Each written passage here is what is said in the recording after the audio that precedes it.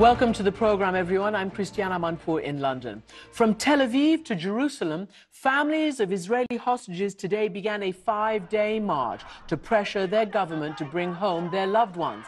Polls show Israelis are souring on Prime Minister Netanyahu, though trust in the military remains high. In Washington, President Biden says he believes a deal on freeing hostages is going to happen soon.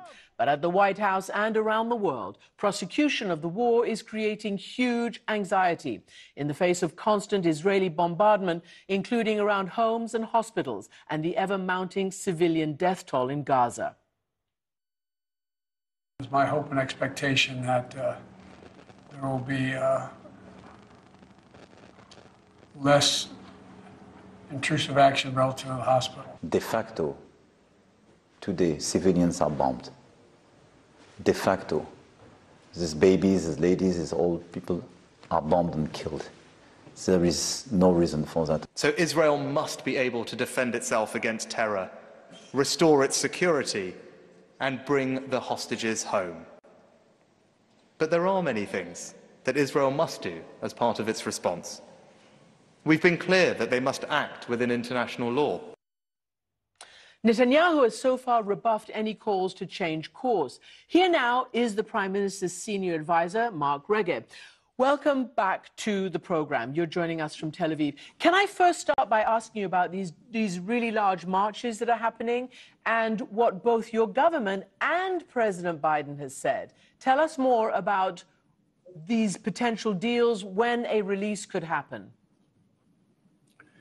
If we are closer to a hostage release, and I'm not sure we are, but if we are closer, it's because Hamas is under amazing pressure. As you know, our forces are now in the middle of Gaza City, the epicenter of Hamas's military machine. They're taking on the Hamas terrorists in hand-to-hand combat. We're getting close and closer to the Hamas leadership. They are feeling the pain.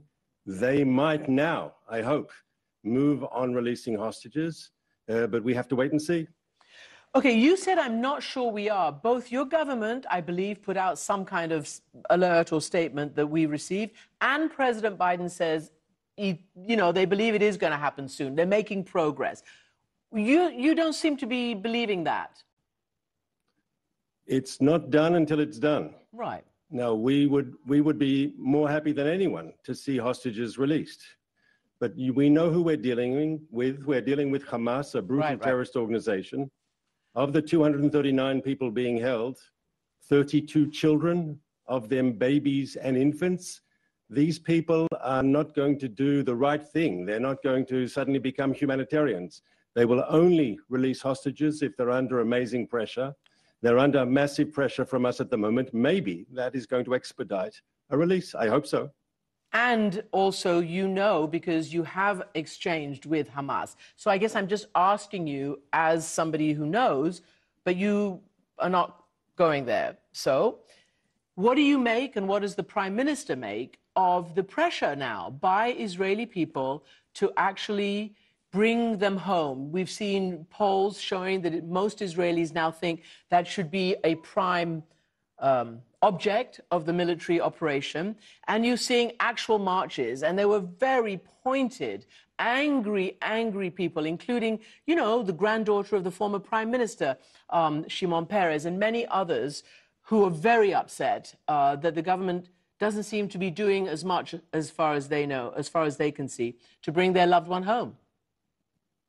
So I can tell you and all the people watching that bringing the hostages home is a primary goal in our military operation.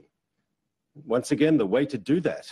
I mean, I'd like to tell you that Hamas became, humanitarians, but they're not. They're tough, brutal terrorists. We saw what they're capable of when they butchered our people on October 7th. We see what they're doing in Gaza, the way they're sacrificing Palestinian lives right and center for their crazy aims. These people will only release hostages as a result of pressure. That pressure is being applied, and we know, that's the best way to facilitate the release of the hostages. What other alternative is there? To smile at them?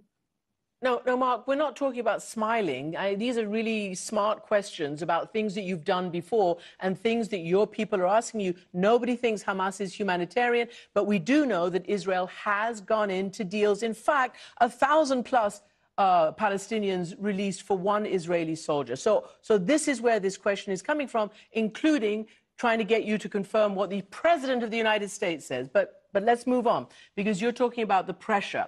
You heard, because I put a quote-unquote mashup of some of your staunchest friends and allies. President Biden, I hope there's going to be less intrusive activity, those were his words, around the hospital. President Macron, de facto civilians are being killed. This is not comporting with international law. Prime Minister Sunak, the same. You have the right to self-defense, but you also must observe international law. What do you make of those comments and those feelings now amongst your most staunch allies? So, I can only embrace what's been said. Israel is conducting itself within the framework of international law, and we're acting to defend ourselves in a proportional way and also in a way that is differentiates between combatants, the Hamas terrorists who are out to kill, and non-combatants, the civilian population who we don't want to hurt. And actually, now that we've got our ground troops on the ground, it's my understanding that the number of civilian casualties has not gone up, it's going down. That's a good thing.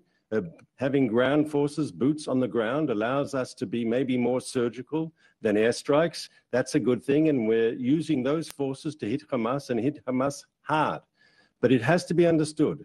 First of all, the numbers coming out of Gaza concerning casualties are provided by Hamas. There's no other independent verification for those numbers. And so we have to presume they're exaggerated. And secondly, they give you no differentiation between of the people who have been fatalities, whether they were Hamas terrorists, and it's good that they were killed if they were, and between civilians caught up in the crossfire. No one can give you at CNN data that is more precise. And so we're all, the numbers Mark, that people are talking about are the Hamas numbers. Mark, whatever the numbers are, and in history, nobody's questioned these numbers. In all the previous, and Hamas was always in charge, all the previous operations, nobody questioned their numbers. And we have seen half of these people, or, well, up to half, nearly 4,000+ are children.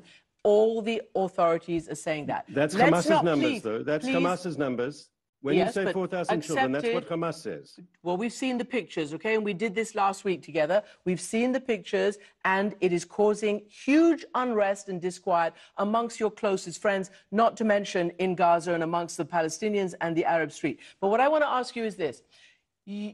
Your defense minister has said, and I'm really interested that you make a difference now. You say, presumably you realize that it was way too much by air, and now you say it's more contained and more directed on the ground. Your defense minister has said that the main objective, Yahya Sinwar, the head of Hamas, military and politically in Gaza, is hiding in his bunker. If that's the case, do you know where he is? Why don't you go straight after him? So first of all, I can't, unfortunately, share with you any intelligence that I might have.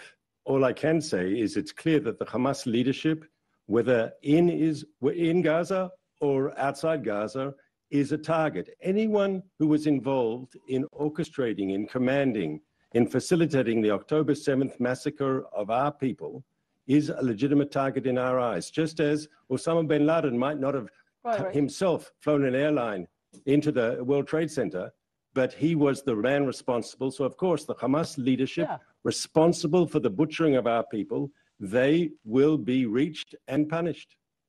Yeah, so I guess my question was, if apparently your defense minister knows where he is, why isn't that the target as opposed to a much wider target? And a concurrent question is, you keep saying that there is a Hamas bunker command center tunnels underneath these hospitals. So it's fair to ask, based on what intelligence, can you tell us why and how you know that? First of all, we know that. And to speak frankly, I think most of the people of Gaza City know it too. If it's a secret that everyone sort of knows. The Americans have confirmed that their intelligence. The European Union came out and said they know for a fact that Hamas uses the civilian population as a human shield. And actually, the Rantisi hospital, the one that our forces reached yesterday, we showed to CNN and other journalists the underground tunnel network adjacent to the hospital. So I don't think there's any doubt about this anymore unless one wants to believe Hamas's propaganda.